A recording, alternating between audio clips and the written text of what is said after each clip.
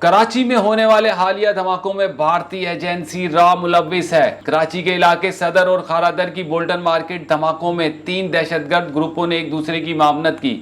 کراچی میں ہونے والے حالیہ دھماکوں سے متعلق قانون نافذ کرنے والے ادارے نے تجزیاتی رپورٹ تیار کر لی۔ کراچی میں ہونے والے حالیہ دھماکوں سے متعلق قانون نافذ کرنے والے ادارے کی تجزیاتی رپورٹ میں اہم انکشافات سامنے آئے ہیں۔ رپورٹ کے مطابق کراچی میں ہونے والے خودکش دھماکے سمیت تینوں بم دھماکوں میں بھارتی خفیہ ایجنسی را ملوث ہے۔ رپورٹ میں بتایا گیا ہے کہ کراچی کے علاقے صدر اور خارادر کی بولٹن مارکیٹ دھماکوں میں تینوں دہشت گردوں نے ایک دوسرے کی معاونت کی۔ رپورٹ کے مطابق متحدہ لندن کے سلیپر سیل سے مبینہ طور پر علاقے کی ریکی کا کام لیا گیا۔